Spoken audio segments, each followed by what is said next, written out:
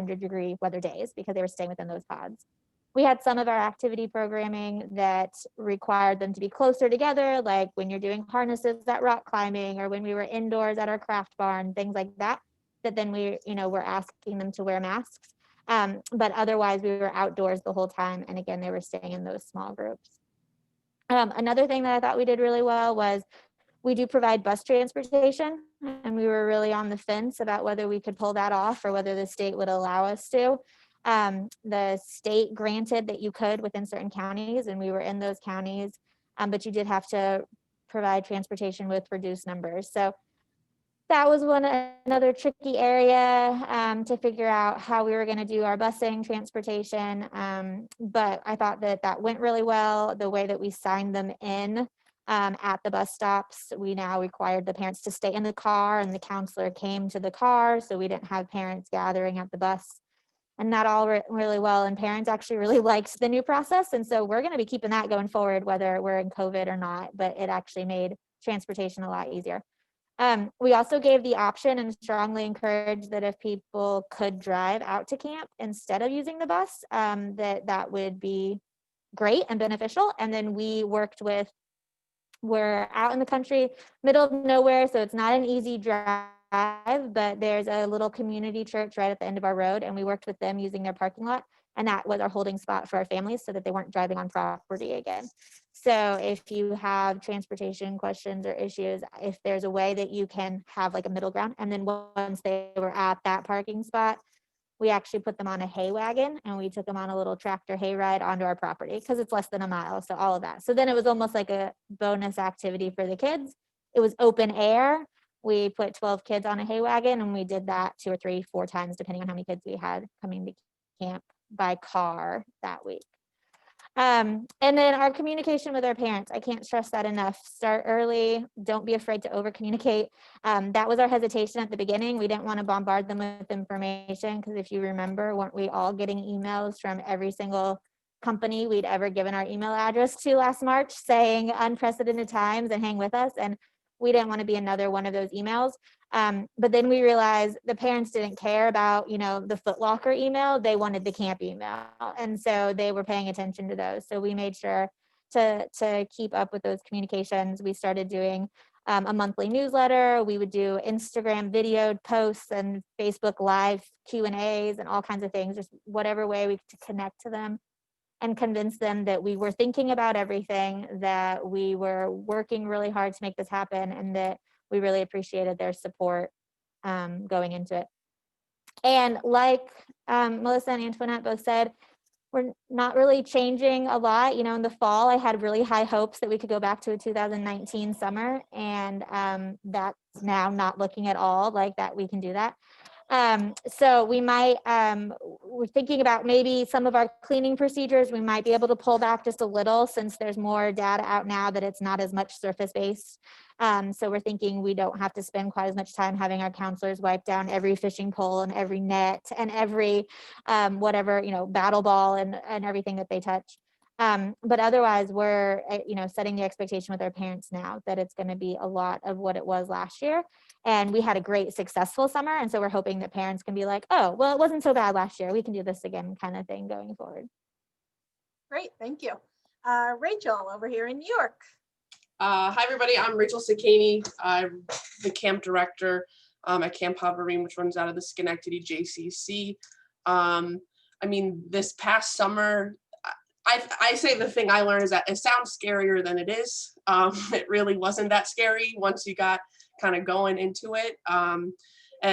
For anyone who houses their camp in a shared space, this was probably the only summer where the only thing in our JCC was camp. So that was awesome. I didn't have to, share it with anybody working out in the fitness center and things like that. I think so. Traditionally, in a traditional summer, we have about 300 to 325 campers a week. We ran about 130 on average a week. Very similar. We split them up, no more than 10 kids, 2 staff members in a group. They're with that group the whole day, and that was, going into it, I was like, oh, this is not going to feel like summer camp. But to be honest, like the number one thing that I heard back is, can we have small camp groups forever? The kids loved it. The counselors loved it. They kind of had way more ownership. You know, they're like, these are my kids, get away from my kids. And so that is something that, which is hard to do going into the future, you know, trying to have that emphasis of, they gave each group kind of had more of an identity than they ever had in past years. And they didn't necessarily like miss like combining within the entire unit of second and third graders and doing those choices. So that was exciting for that. Also another thing that like I had to like take a time that it was okay to have a slower camp pace. There's going to be downtime, you know, there's going to be, I hired half the number of specialists that I did before. So there's going to be more counselor-led activities. We did swimming in our pool, but we did not do swim lessons last year. So there was like, I had to accept the fact, but honestly, the counselors like, I didn't miss a single activity this week because I had to change my kindergartners in the locker room. You know, everything was a little bit slower and it was okay and it was good. I think, you know, I really say like it sounded scarier than it was going to be. We had the healthiest summer ever. We had no cases, we had like one staff scare, but they, you know, was negative. But like my camp nurse was bored. She was like, this is, there's nothing happening, you know. It was a pretty healthy summer in all honesty. Things kind of looking forward to next summer, again, not really changing too much. We're kind of upping, we ran with 10 camp groups of no more than 10 kids. We're going to push it to 14 kids this year, 15 depending on, we actually broke it down in our building that each camp group, because my true capacity is really determined on when it thunderstorms, where can I put all these kids inside the building. So we are, I mean, it's really determined by how many rooms do I have that each camp group has their own space, and that really worked for us. They're the only group that's ever allowed to go into that room. And something I'll probably push is that some of them got a little comfortable as their home base. So I'm like, no, get outside. We want you outside. So, you know, making sure they're staying outside, but they do have that home space inside. Because it did rain and it did thunderstorm, and there'd be days where they're in that room for 6 hours of their day. But you know, that's what we do to keep them safe. Someone asked stuff about masks. We actually didn't. Our campers did not wear masks for the first like 3 weeks of camp.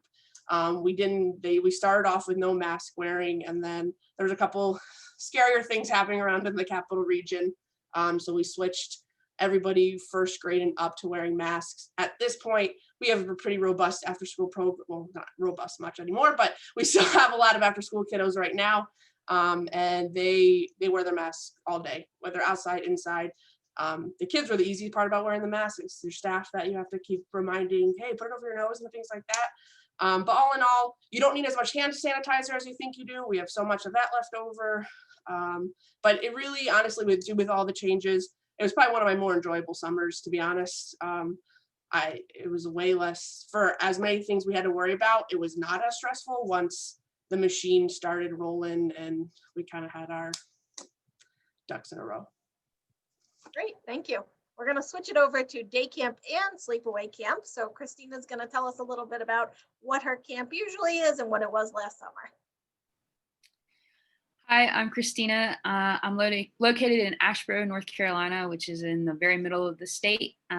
Traditionally, we are an overnight and day camp. This past summer, we only did day camp. We went through board meeting after board meeting, trying to decide what our plan would be. And by the beginning, I guess the end of May, we officially confirmed that day camp would be the only safe thing that we could do with the information that had been provided up until that point. Three things that I think worked well this summer for us. Our check-in and check-out procedure. It was very different than anything we'd ever done before. We requested that only one parent be doing pick up and drop off, and they stay in their car. And we did health checks every day. We have a list of questions that we check every single day. Once we finished the questions, we had the kids step out of the car and then get their temperature taken. Just because sometimes it's hotter in the car than than not. So we learned a lot of odd things about temperatures this year. And so a lot of our parents had a lot of very positive things to say about our check-in and check-out procedures at our end of summer survey. And we also are looking to keep that process for the longevity, I believe, not just for COVID. It also helped a lot with the fear of leaving, like, going to camp. Some kids are very nervous about it, especially this year more than ever. And so having their parents stay in the car and not walking around with them on site was a lot of help, actually. It kind of cut away some of that homesickness, if you will, for day camp. So thought that went well. So one of our greatest things that came out of this summer, so social distancing is so incredibly hard with kids. However, we had a staff member that came up with something that was mind-blowingly awesome, that our kids thought it was the funniest thing, because we'd say, 6 feet, guys, we've got to be 6 feet. Stick your hands out. All right, if you're touching anybody, you got to move back, things of that sort. And they just got tired of hearing it. And so we had a staff member, he said he would yell Beyblades. I don't know if you know what these are, but they are these little spinning top toys. They're super popular with kids right now. They love them. And he'd say Beyblades. And so they'd get up and they'd stick their arms out and then they start spinning around in circles, because that's what Beyblades do. And so it became a game for them. And it was like, okay, if you touch anybody while you're doing your Beyblades, you got to step back. Okay, we're going to spin safely. And so it became a game. And it was genius, absolutely genius, that he came up with. I saw some people have already asked about social distancing. You're going to hear a lot about pool noodles. Don't do it. They beat each other with them, and it's not worth it. But I will say, rubber poly spots were super helpful this summer. Give every kid a poly spot and tape their name onto the top of it, and that's their poly spot for the week. You clean it every day at the end of camp. And what you can do is you carry around the poly, or like your counselors carry around the poly spots, and then they set them down 6 feet apart. And that's, so like for lunch, we ate outside. Kids would sit on their poly spots for lunch. And so that was an easy way for us to give them something tangible, instead of saying, stand on this little piece of grass and make sure you're not getting closer to anybody else. Super helpful. Also, they're so helpful for every other part of your program. You can use them for all sorts of things. So it's a great investment. And then for our site specifically, especially for me as an individual, one great thing that worked well this summer, because we weren't running overnight program, rental groups, and adventure programs during summer this time around, I was able to really connect with our families on a whole different level. When we had cancellations happen, we would call those families individually and talk to those families. And of course, some programs are huge compared to ours, but it allowed us the opportunity to meet our families where they were at.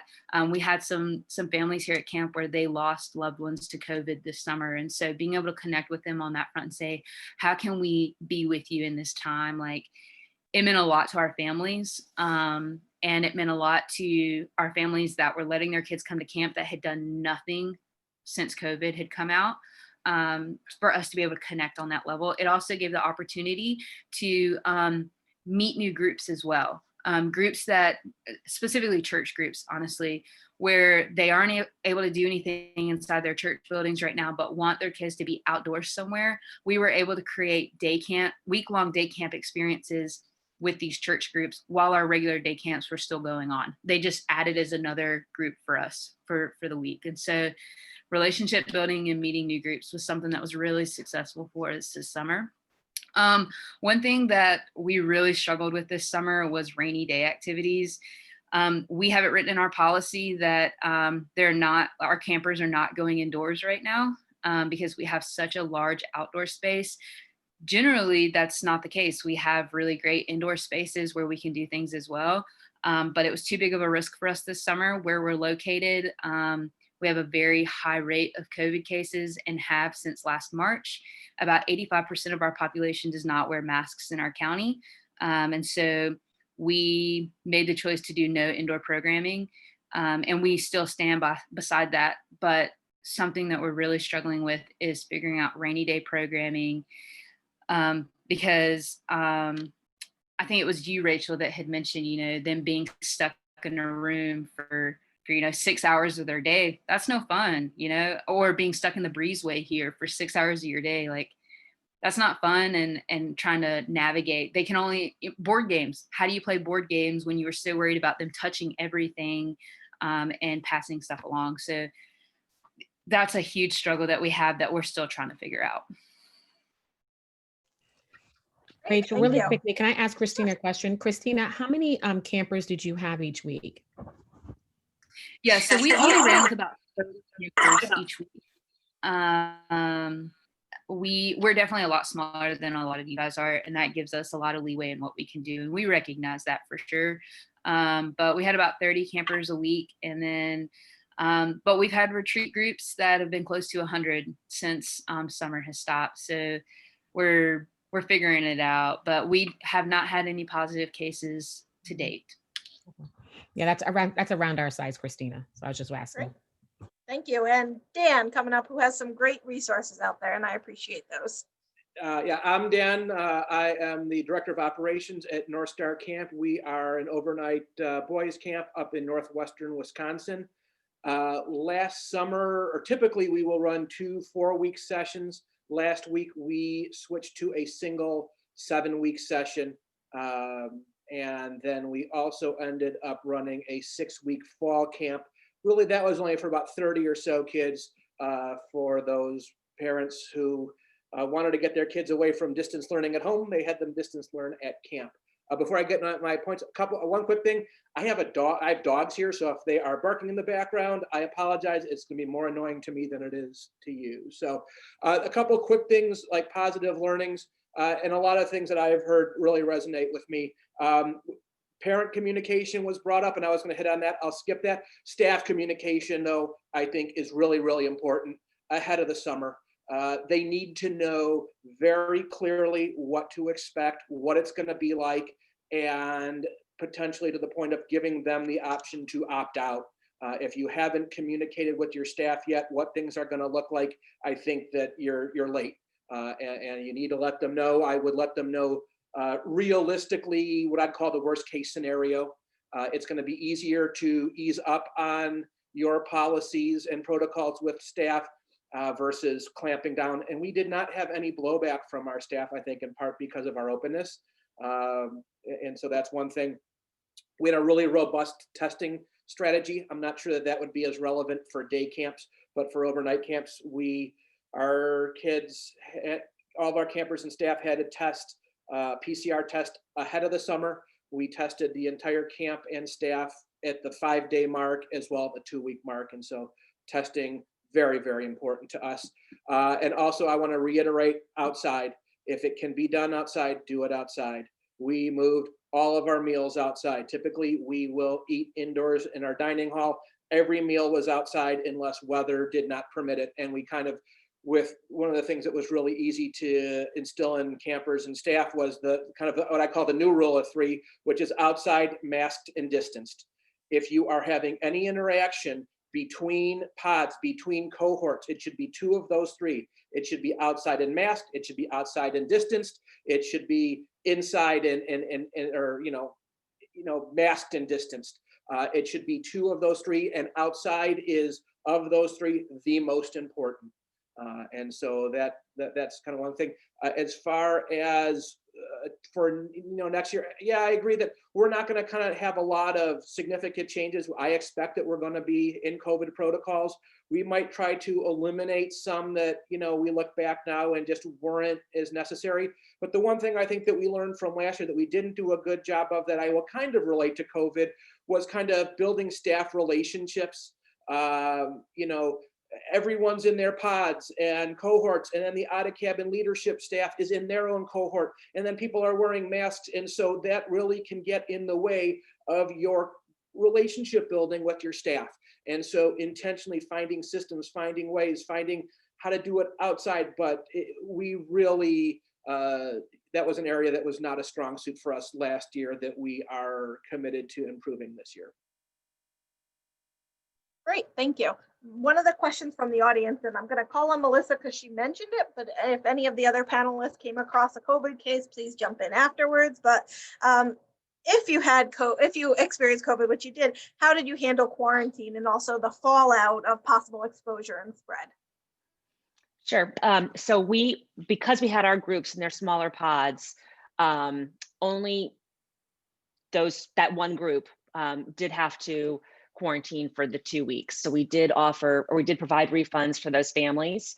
The way that our policy was any direct contact. So if it was a second contact or, somebody even who was a sibling, that sibling did not have to quarantine unless their sibling had tested positive. So because the sibling wasn't in the same group, we did allow the sibling to come to camp if the parent chose to still want to do that. I actually believe in that one case, somebody in the group with the sibling, the parent chose to keep both of them at home. And there was no spread. I think, with the distancing, they were fine. And no other groups had to quarantine in that case. Great. Do you have any counselors that overlap, like specialty counselors? Let's say an arts person.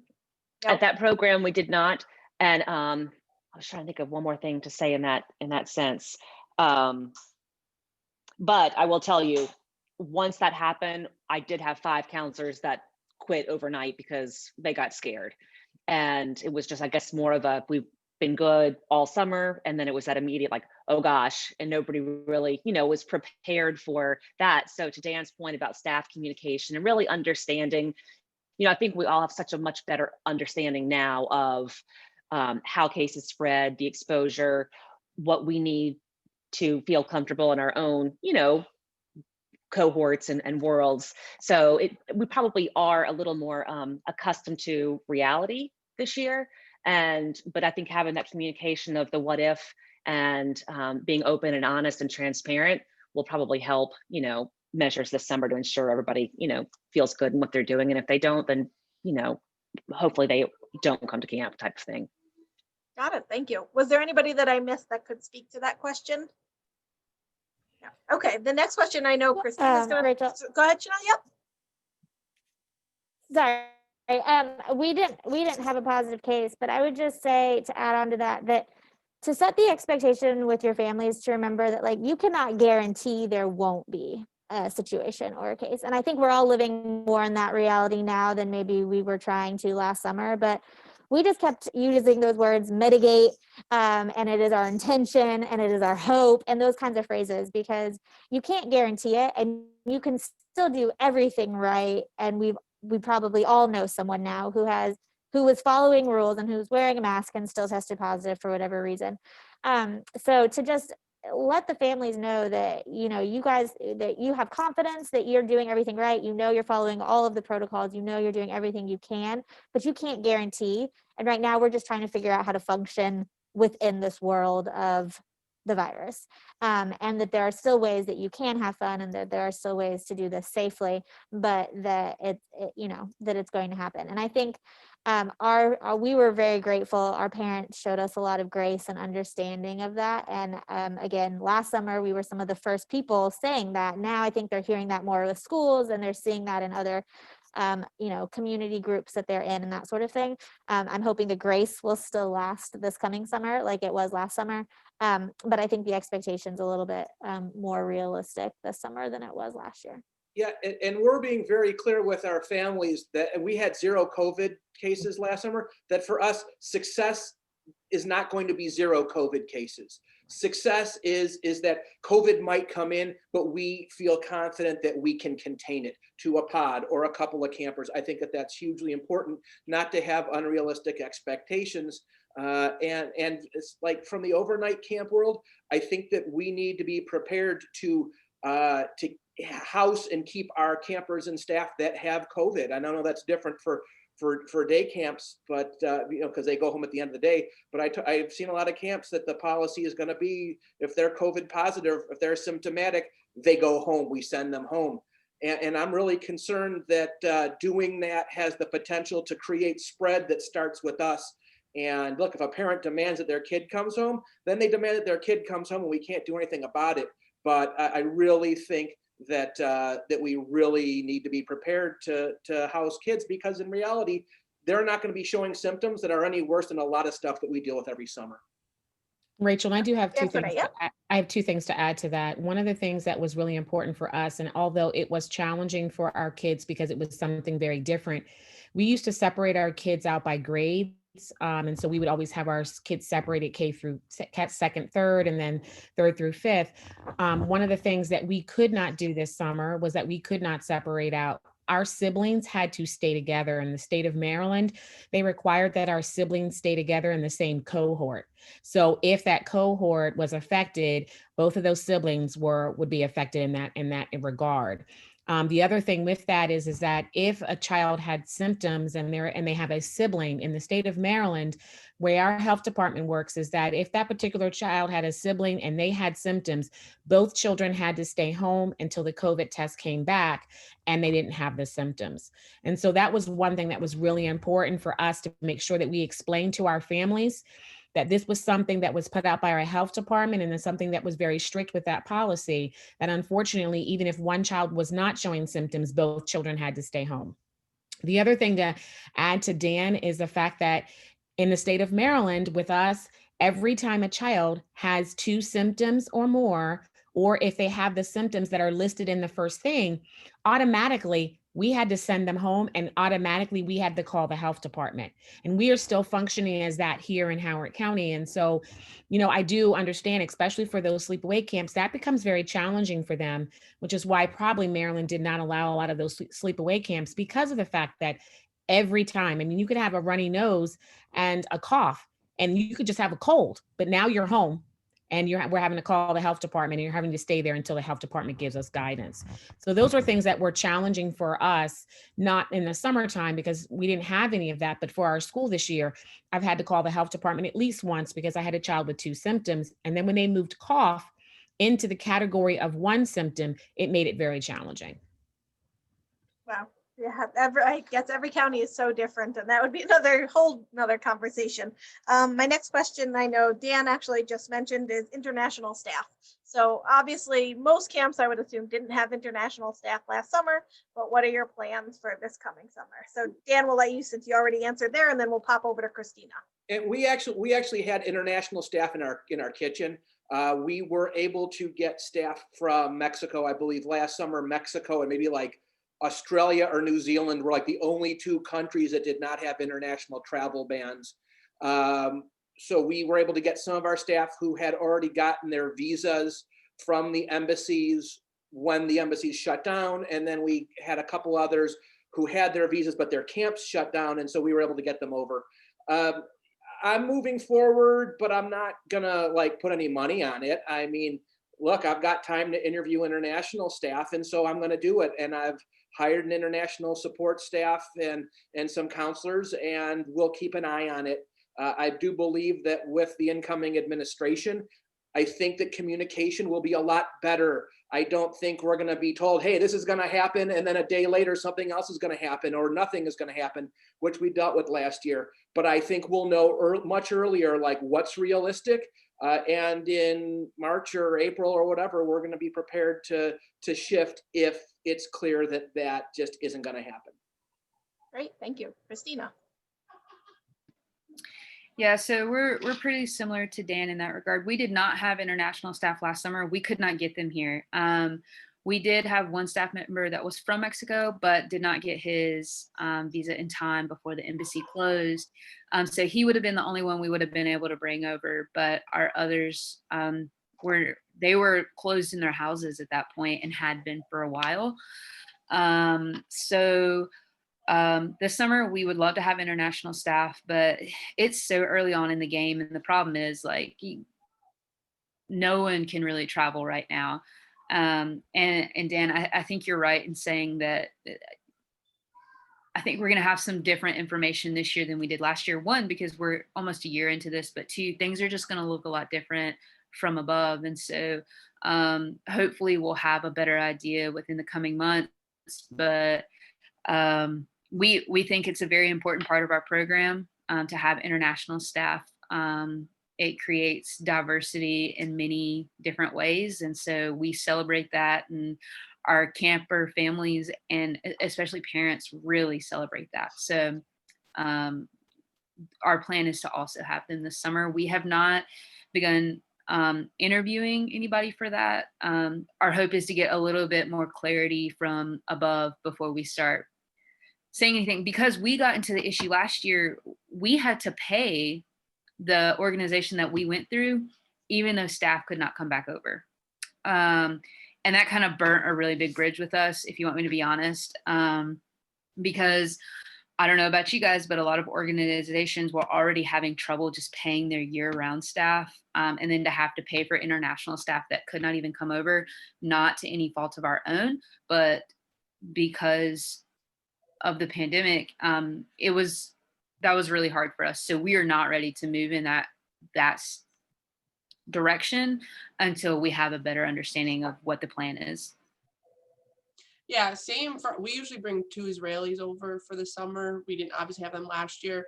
And we sadly we kind of made the decision this year, financially based. It's a big cost, and it's a bummer because like they're really kind of bring the Israeli culture to our camp. So, but we really just made that decision, whether they can travel or not. We really just made the financial decision already to not have them this year. So talking about traveling and COVID, I'm gonna let Chanel, if you don't mind, speak. One of the topics that we're always hearing about is vaccinations. Is it gonna be something that you're gonna require for your staff, for your campers? So Chanel should shed some light on something that's going on, hopefully in Washington for us.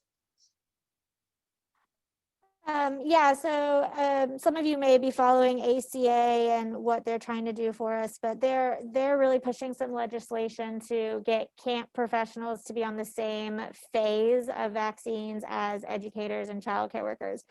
Right now, most everywhere, I'm not sure if there may be a state or a county here and there, but most places do not have camp listed as usual, as on a list of anywhere. And so ACA is working with local and national legislature in DC, but also on the local state levels and individual places, and trying to really fight for that and get it on board. They have connections and they've been talking with Biden's incoming team. And so they're in front of the right people. And hopefully that will get us on the list, so to speak. I know here in Nashville, at least, teachers are part of our next phase. And so that could mean as early as March for us here, which would be incredible. And they are trying to get all camp professionals. It's not just like year-round staff or an executive director level or anything like that. So in theory, if they can get it going, it would mean your 18, 19-year-old counselors would be way further up on a list than what they would probably normally be.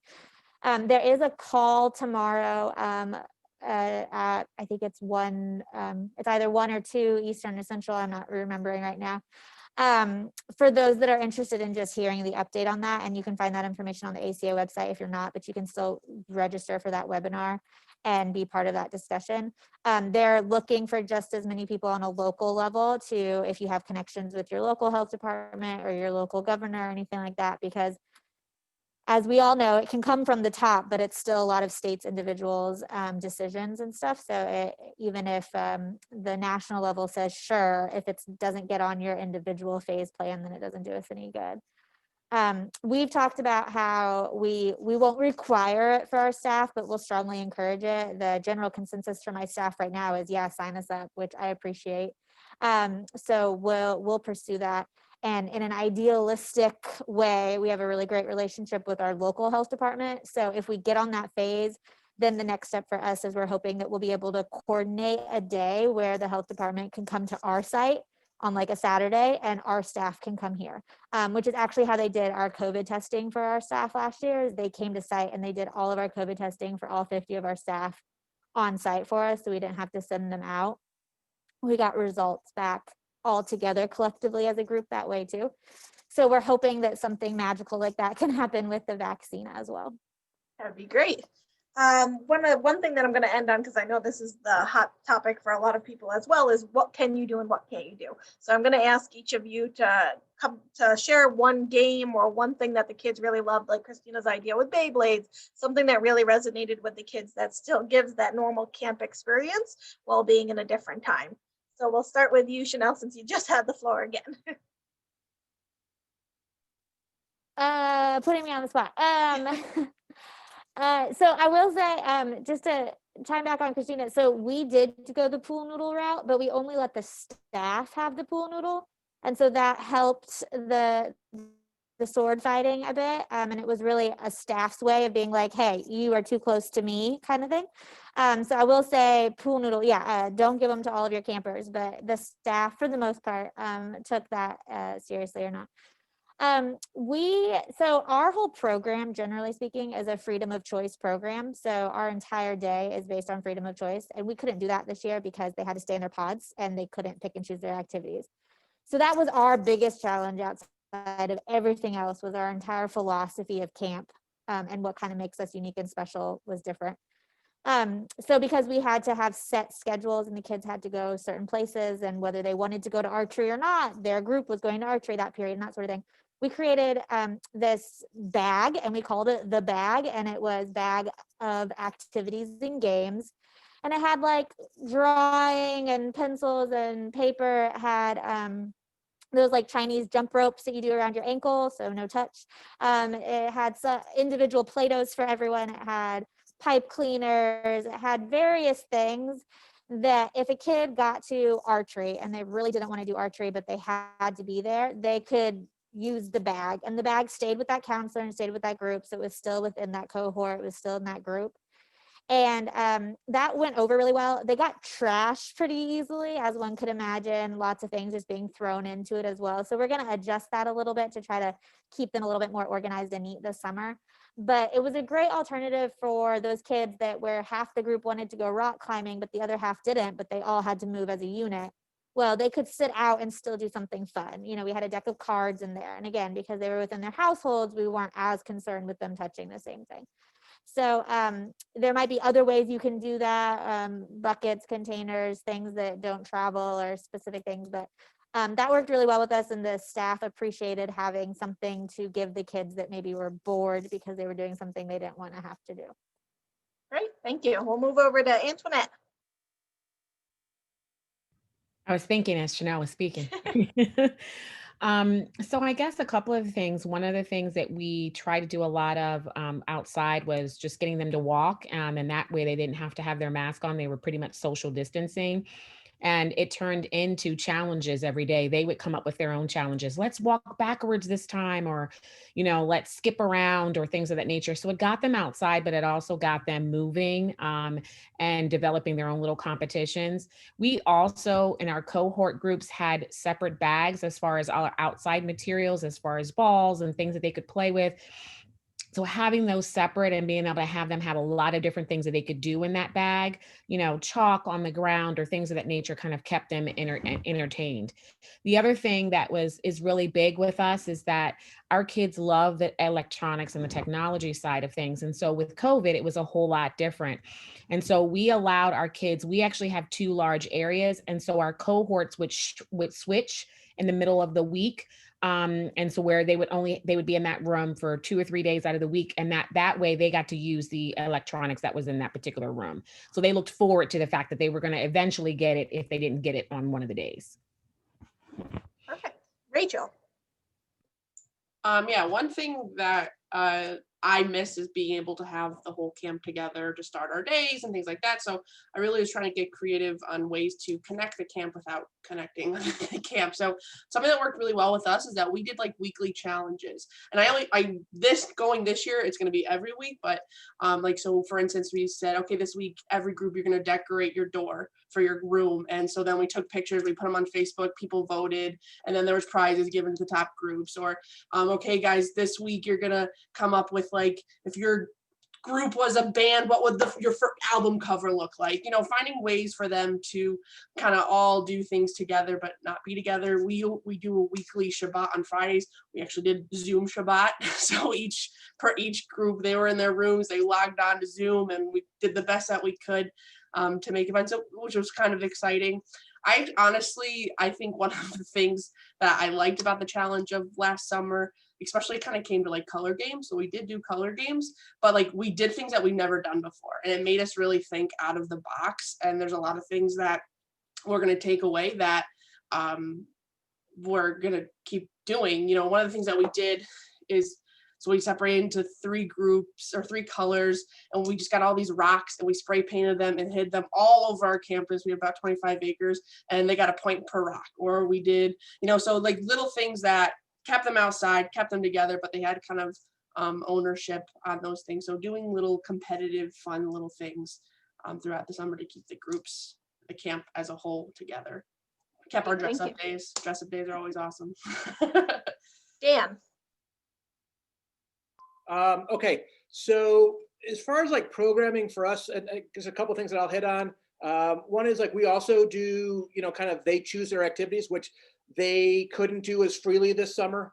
And so the first 2 weeks for us, our pods were cabin or bunks. And so they would do activities as bunks and go around. What we made sure was to still give kids choices. They would still fill out a sheet to make sure that every kid had a say in the activities. That was really important for us. We then, after that, for the rest of the summer, moved up to what we'd call kind of a village level pod, which for us was 75 kids or so, 60 to 70 kids. Again, we were testing and we were on-site residential, and so we were comfortable with that. And so from there, our activities would stretch to like, instead of having like a beginning, intermediate, or advanced level archery, kids could sign up for junior village archery or intermediate village archery or senior village archery. So that allowed us to do that stuff. Kind of the key that we had though, like for like the special programs, that didn't change a lot for us. We still offered the things that were essential parts of our program, but the differences were we figured out ways within those programs to separate them into the pods or into the cohorts. And so like I know a lot of camps have color wars or an Olympic day or something like that. We still did those, but instead of like, again, campers being able to be assigned to any of the activities for the first series of events, there were some that were reserved for the junior village because that was a pod. There were some that were reserved for the intermediate village. And so again, we didn't necessarily drastically change our special programs. We still had our Friday night campfires, but instead of everyone sitting close together, they had to be separated and spread out. And when they would go up to sing or throw something into the fire, they would have to put a mask on. Great, thank you. Christina.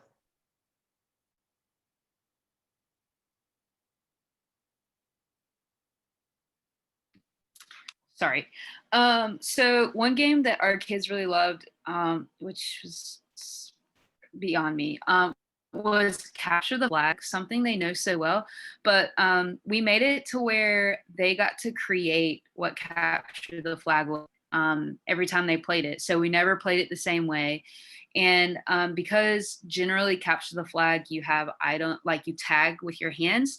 This is where the pool noodles did come in handy because we could still play the game and they would tag each other with the noodles. But if they hit somebody too hard, they would automatically be out and have to start back over again, kind of thing. And so we traded out pool noodle props for things that we had around the office. Like I have this plush dinosaur. They loved playing with that thing. It was like the new camp mascot for the summer. And so believe it or not, like that was their favorite activity that we did this summer that they wanted to do every single day, no matter how hot it was, running around with their masks on. That's what they wanted to do because they got to make it their own. And I will say the cool thing, like so much of their life is being put in a box right now where they're not making any decisions for themselves. And so allowing them to have some ownership in what they're doing was so incredibly important. Because there were so many parameters that they had to follow at camp too, but getting to say, as long as we stay in these parameters, how do you want to play it? And so that giving them some ownership was so incredibly important this summer. And if they're, out of all the things that you can do for them, I think that's so important right now because they have no say in anything right now, of course, in a safe manner. So that was one activity that they loved more than anything else, more than the water, more than climbing on the climbing wall. It was their favorite. Great, very true. And Melissa. I think one of our probably biggest changes / learnings was how we did our awards and talent show. And we really tried to empower our staff more this year than I feel ever in terms of being unique in their ways and their individual groups, which so many of us have said was a really great learning from the year. But we did a lot via Zoom, in a camp that would have 100 campers, but could only be in their individual groups of 10, still trying to have those camp competitions or the end of the week ceremonies, whether it was a laptop or we had a few that had multiple TVs, and really did fun Zoom competitions. And so in a year where I guess Zoom was a thing, they did their own videos or created movies. And instead of necessarily being live talent shows, we did try to pre-record, but it was a lot of fun for them, and probably a little bit of a new tradition for the year, because it did still allow those all camp competitions, but virtually, while still in the same place. Great. Thank you all so much for participating and teaching us so much that I'm sure we all were wondering and still have tons of questions. So again, I want to say, do exactly what I did. Post out there on Facebook. Anybody will answer, and you'll get more than you can imagine. I hope everybody stays in touch, and I hope everyone has a successful summer and that we can all hopefully open and stay safe. If anybody wants to ask anything, I'll leave the floor open for people to chat here if they'd like. Thanks, Rachel. Thank you. I'll just say one thing. I was on a great ACA Illinois call this week with Michael Brandwine and Travis Allison. I don't know if anybody else is a part of that, but one key takeaway was what the world needs now is camp, and really taking this year and using your, trusted voice with parents, but being intentional in your mission. And I just love that what the world needs now is camp phrase, and plan to use that. And really, with our training for our staff is, having fun with that and really making the best that we can with the summer. So I wish everybody luck. That's it. You got it. We're shaping the future, like I said earlier. So keep doing what you guys are doing. It's awesome work. Have a great day, everyone, and stay safe.